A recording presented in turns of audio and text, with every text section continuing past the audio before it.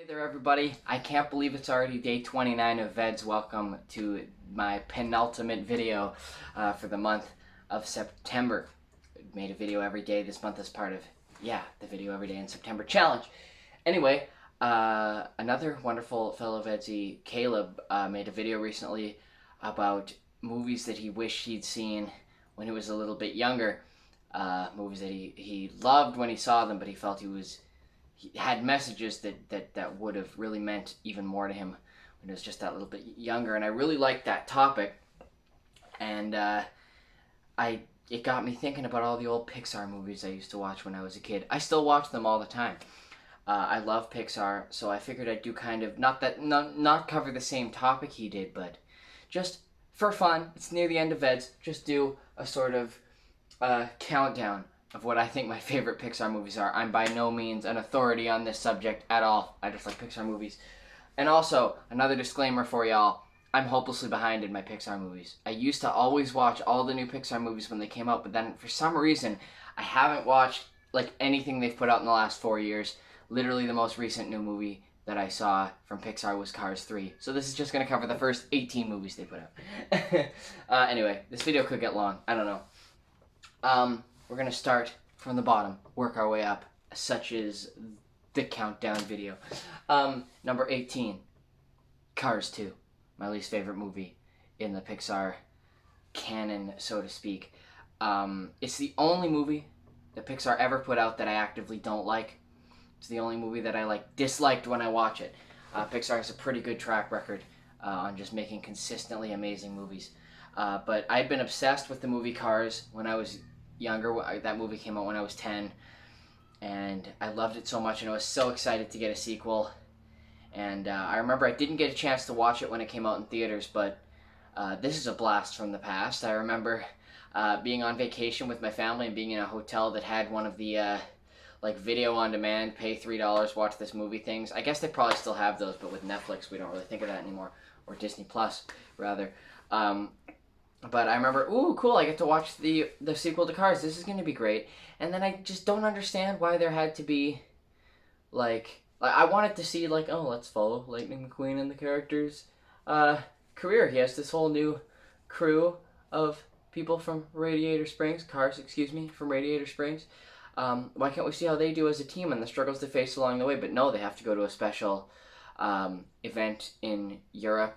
And then there's also Spy Cars, and it becomes a spy movie. And now they're trying to stop an evil spy. I don't understand where they were going with that. And also, it felt to me like they were trying to make the demographic for that movie even younger. I don't know. Maybe they just went full-blown trying to sell as many car toys as possible. But in any case, that's my least favorite movie. And I won't dwell on it because there's so many other movies on the list. Number 17, The Good Dinosaur. I get it. I always like when PIXAR makes new original movie ideas rather than yet another sequel. Not that I don't like the sequels, but they were just coming off of the Inside Out movie, and I was so excited that PIXAR was going to have 2 new original movies in 2015. And then the second one, again, I'm not going to say I disliked it. I already said that Cars 2 is the only PIXAR movie I actively don't like, but there's just some unsettling things about that movie. Am I the only one who thinks that? A scene comes to mind where the main character, whose name escapes me right now. See how I'm such a great film reviewer? Can't even remember the characters' names. But falls down a cliff, and then for the whole next couple scenes, he's badly bruised and scarred. I don't know. Everything about that movie was unsettling to me. I can't explain it. That movie has a really unsettling vibe, and I was like, this is going to freak out kids. I remember very little about that movie. I only watched it the one time. Number 16. Cars 3. I thought it was a big improvement on Cars 2, and I thought that it was, it sort of followed a storyline that I wish the movies had been. Now, what was that, 10 years or so after the release of the first Cars movie, you get to see Lightning McQueen as sort of the veteran, trying to keep up with the new kids. And I thought that was a cool thing. Those are the only, sports-related movies in the PIXAR canon. I thought that's a true story of what a lot of, aging sports stars go through there. But for some reason, that movie still didn't click with me a lot, just probably because Cars 2 kind of ruined it for me. I don't know. Decent movie. Not one of my favorites. Number 15 is Brave. The only reason... Now, I wonder if I'm going to get hate for putting it that low. The only reason Brave is so low is that I have such a hard time lumping that one in as a Pixar movie. Okay. 2012. Let's go back to 2012. Pixar puts out Brave, and then Disney puts out Wreck-It Ralph. And I believe John Lasseter was heavily involved with Wreck-It Ralph, and I'm not going to talk about the horrible things that John Lasseter has done. That's a whole nother video. But I don't know why. This is such a stupid thing. Why can't I just appreciate these movies for what they are? I literally would enjoy both of those movies way more if they'd literally just swapped the logos and said, Brave is a Disney movie, Wreck-It Ralph was a Pixar movie. Didn't Wreck-It Ralph feel like a Pixar movie? Pixar movies are all about things that kids think about all the time coming to life on screen. You know, their toys, maybe the ants, the animals they see in their backyards, the monsters in their closet, you know, the cars their parents drive. It's all about making those things come to life. And come on, the video game characters, what do the video game characters do when you're not playing them? That's a Pixar movie. And then you got Brave, which is like a princess. It's a Disney movie. Anyway, I guess they wanted to shake things up.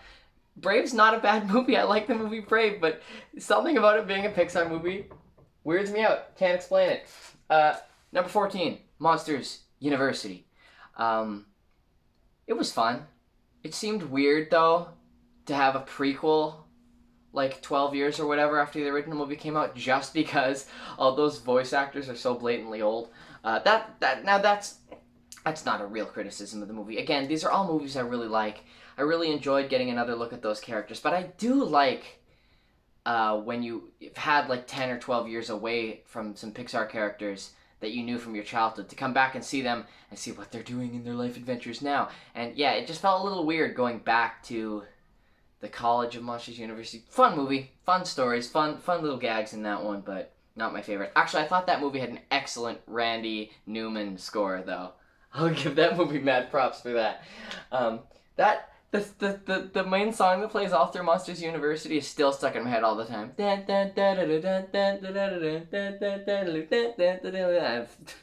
Always in my head. Don't know why. 13, Bug's Life. Now we're getting into the old school movies I remember from when I was a little kid. I was born in 1995, by the way, and that's the year Pixar put out their first movie, so I feel like I'm the perfect demographic for Pixar.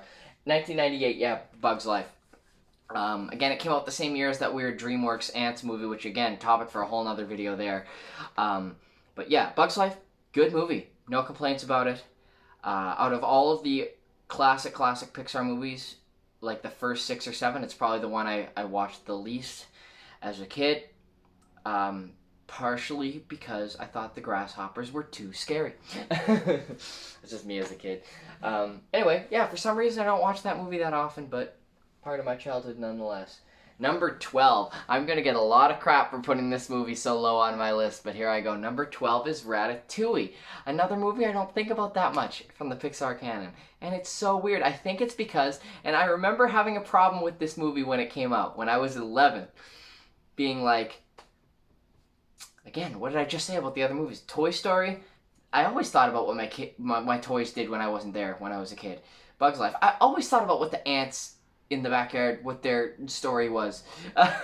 Monsters Incorporated, I didn't really as a kid think about monsters in my closet, but I thought that was a brilliant topic. Cars, Finding Dory, yeah, I thought about what the lives of the fish in the sea would be.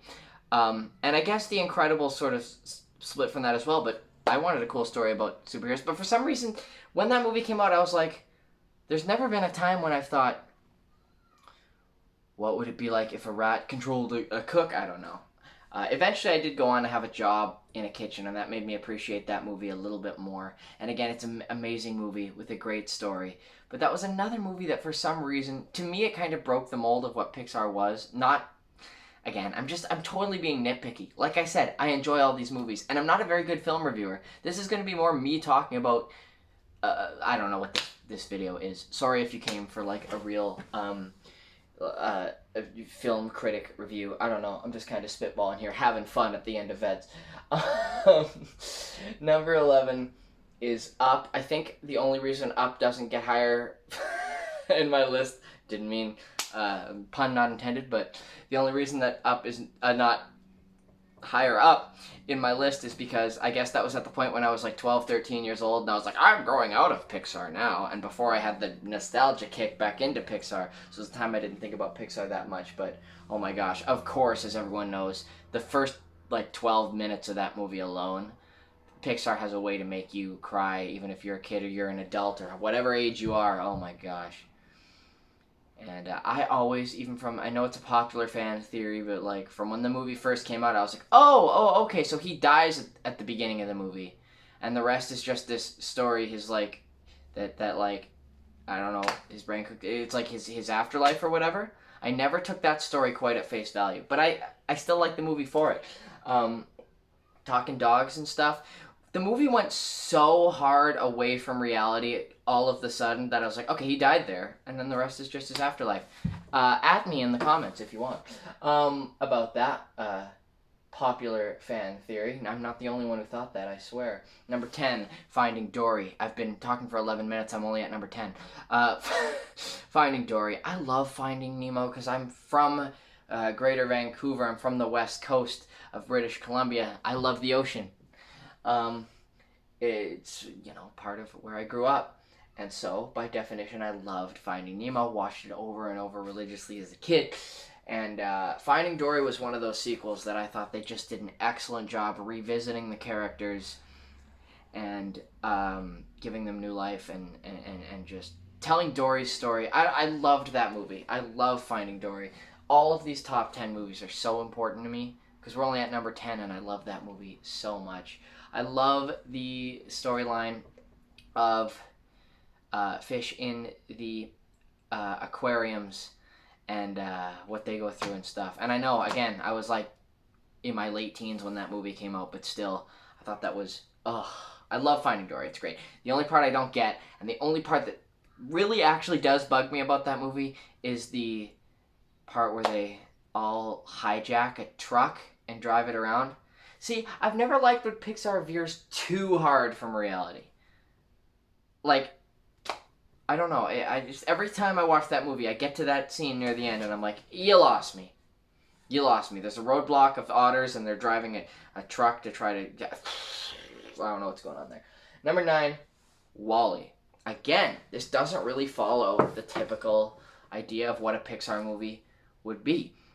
It's not everyday life. It's not like objects or it's not just about things in your everyday life as a child coming to life. It's a movie about the future that is oddly political at times, I feel. Not directly, obviously. Disney/Pixar would never make a directly political movie. But I always think it's so funny. I will make a video on this topic in the future. That it's so funny to me that the times when Disney and its various partner companies take a really like obvious anti-corporate stance. It happens all the time. The video game, the MMO. Maybe you guys will remember Toontown Online. I love Toontown Online. But yeah, it's all about these evil corporate cogs taking over the world. And Wally, again, you got the Buy and Save Corporation featured all the time in that movie, and about how we've polluted the planet to the point of complete disaster in the future, and we have to live somewhere else because we've torched this planet, and that's what that movie's about. And it's like interesting to see the Walt Disney Company talk about how horrible it would be to have a major, enormous, power-hungry conglomerate company running around, eh? Anyway, but no, Wall-E is such a cool movie. A beautiful love story between two robots, but I love it. Are they robots? Yeah. Number 8, Monsters Incorporated. No, we're really getting into my childhood movies now. It really says so much about how amazing the Pixar canon is.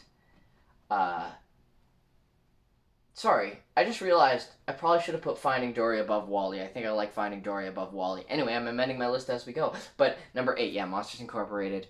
That movie came out when I was 6. I remember watching it when it was new. I think I remember watching that one in the theater. Probably the oldest Pixar movie that I remember watching in the theater. Monsters Incorporated. And like I said, I never really thought about monsters being in my closet, but I knew some friends who did, and I thought that was a really cool story. Them diving into that. I don't know. I just love all the characters in that movie. I'm lost trying to come into details of that movie. I'm also noticing that I'm 15 minutes into this video, but yeah, great movie. Number 7, Toy Story. You'll notice I haven't actually seen Toy Story 4. That's one of those movies in the last few years I haven't seen yet. I gotta watch that. I love the Toy Story series so much. I don't know why I haven't watched that, but of the first 3 Toy Story movies, you'll realize the first original Toy Story movie is rated the lowest by me, so that says so much about the Toy Story franchise. And I think I'm not alone in that, thinking that franchise improved over time. The first Toy Story movie is a great movie with a great story, a very small story, which they had to do because it was the first computer animated movie, and they could only make a finite amount of like set areas, but it creates a really cool small little movie where the whole thing takes place in either like Andy's room or Andy's house, excuse me, or Sid's house, or Pizza Planet, or a few other locations. And it really creates an excellent bed for a story that feels like it can go more places, creates the basis for a storyline that can go elsewhere, and oh boy, did it ever. Yeah, Toy Story, first ever Pixar movie, first ever computer animated full-length motion picture, and came out the year I was born. Number 6, Finding Nemo.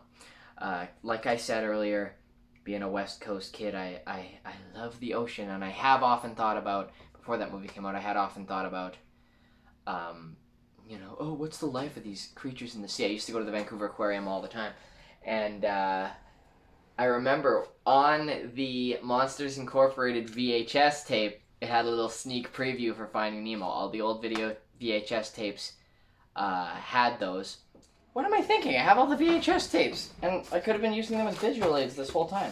Anyway, in the Monsters Incorporated VHS, they had a sneak preview for Finding Nemo, and I remember watching that preview and being like, aw, dude, this movie's gonna be awesome, and then it was. Although I remember being disappointed that little scene that they showed in the preview wasn't actually in the movie. It was just their preview scene. I kept waiting for that scene that I remembered from the VHS, and I never played.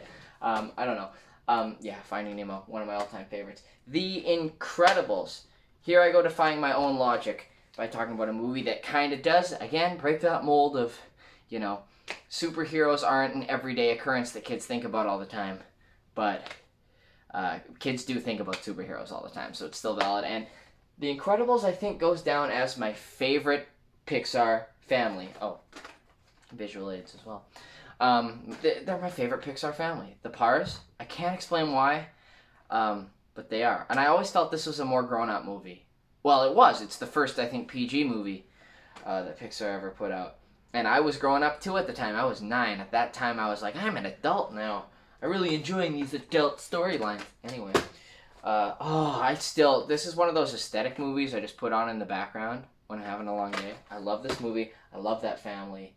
Such a cool story. Number 4 is Cars. I watched Cars probably 30 or 40 times the first couple years after it came out. That movie came out when I was 10, and I've always loved family road trips. Now that I am old enough to drive, I love driving. Whenever I go out on tour as a musician, I always make a point of being the one to drive. I love driving. I always form bonds with the cars I drive. And I loved that movie. And even when I was a little kid, I already had a passion for history.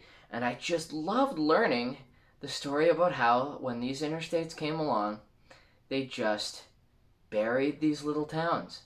One day I'll drive Route 66, or at least what's left of it. Would that be a cool vlog playlist? Anyway, one day I'll do that when the world opens back up again. Also, that movie made me love James Taylor. James Taylor singing the Randy Newman song, Our Town, in that movie. I swear to God, that's a tearjerker right there. Yeah, watch that movie all the time. Number 3, Toy Story 3. That movie, so again, Toy Story came out when I was a little kid, a few months before I was born, so I watched it as a little kid. Toy Story 2 was already out by the time I was 3, so That movie goes back as far as I can remember too. And then, of course, 11 years went by between Toy Story 2 and Toy Story 3. And by the time Toy Story 3 came out, I was like 14 or 15, which is that age. It's that age where you start to realize, oh my God, I've reached the end of being a kid. And I found that to be a kind of a hard year. To just be like, oh, all these fun whimsical things that I did as I was a kid, I'm growing out of them. That's sad. And then that movie came out and had to just wreck me. And I know everybody who watched Toy Story 3 was like, I'm getting all my toys out. Oh, that movie wrecked me. It's so good. I've still only watched that movie 2 or 3 times because I almost can't because it just wrecks me so hard. Pixar has a tendency to have movies like that. But yeah, I love it. And then for number 2, I put Toy Story 2. I actually think that Toy Story 3 had a bigger impact on me than Toy Story 2. And I think that is a series that just gets progressively better. Don't talk, please, can you do me a favor and not talk to me about Toy Story 4? Because for some reason, I still haven't seen that yet. But as far as the first 3 goes, Toy Story 2 is better than 1 and 3 is better than 2. But I put 2 higher in my countdown just because I told you I watched Cars 20 or 30 times. Like when it came out, I probably watched Toy Story 2 100 times. Every time my family sat down to watch a movie, every time without fail, I would say, let's watch Toy Story 2. And they would give in about 40% of the time. But I know my parents were sick of that movie. Even my sister was sick of that movie after a while because I just wouldn't stop. It was the only movie I wanted to watch. I don't know why. I just loved, I thought it was so cool, them like sneaking into the airplane, trying to get out of, or not sneaking into the airplane, trying to sneak off the airplane, trying to get out of, going to the museum. I don't know, the whole movie is just so exciting. Like visually, for a kid to watch that movie, especially in a time when there weren't a ton of these, there were very few of these 3D animated movies, and just such a visually exciting movie, such an amazing character-driven movie. Of course, here we go with Sarah McLachlan with the sad songs that wreck you. Like I was talking about before, y'all know what song I'm talking about with Jesse, and it's the scene that like you almost want to skip when you watch it now. Not because it's not one of the most beautiful scenes in the movie, but because I'm not emotionally ready to handle this scene right now. Yeah, y'all know what I'm talking about. And then for number 1, in 2015, Pixar made a movie so freaking incredible that it actually knocked all of the movies I liked when I was a kid out of that number 1 spot for me. Inside Out. And I knew Inside Out was just a monumental piece of art when it came out. I don't know, like the second that movie came out, I'm like, this is gonna go down in history as one of those important like all-time movies. I don't know if it's there yet. I don't know if people are putting Inside Out on their best movies of all time list, but for me it's there. Because I thought about that a lot of times when I was a kid. Like, I feel like me and my sister used to joke about that. There's this little, how your brain processes things. It's sort of personifying your own brain. And when I first heard that they were making this movie, I was like, I was at a point where I thought Pixar was really slipping. I didn't like Cars 2. I didn't understand how Brave was a Pixar movie. Monsters University was cool, but I didn't understand why it had to be a prequel. And everything was looking like it was going to be a sequel. And they were talking about doing Cars 3, and then we're going to do Finding Dory, and then we're going to do another thing. And like I was like, okay, so Pixar's done making good movies. They're going to just rehash that now. And then Inside Out came out and blew my mind. No pun intended, I guess. I'm having a hard time even putting into words. I think it warrants its own review, because even the first little score when Riley is born, where just the little piano line, the do do do do do do do do do do do do do, that little melody line is such a little very simple, very tentative, very feeling out this new world you live in, kind of exploratory but still very timid. Oh my god. See, I need to do a full review of this because I just talked for like a minute about this one piano line near the beginning of it. The score is amazing. The family is amazing. And just everything about that is so great.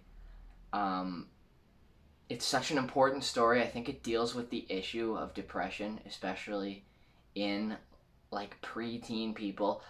There has to be some people of that age group who were going through some stuff at that time. That I just hope there's some kids out there that saw that movie and some things started to make sense for them. And also there's some coming of age themes in that movie. You know, her goofball island, I think it is, rotting away. Very sad.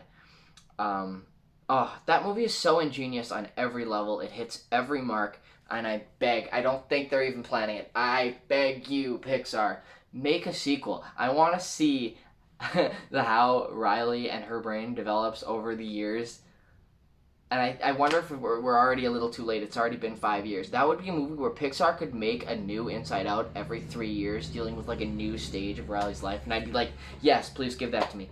But anyway, that's it. Oh my god, guys, what is wrong with me? I forgot about The Incredibles 2. I don't know where I would put The Incredibles 2. Hold on a second here. Do do do do do do do do do do do. Number 13. I'm just going to call that the new number 13.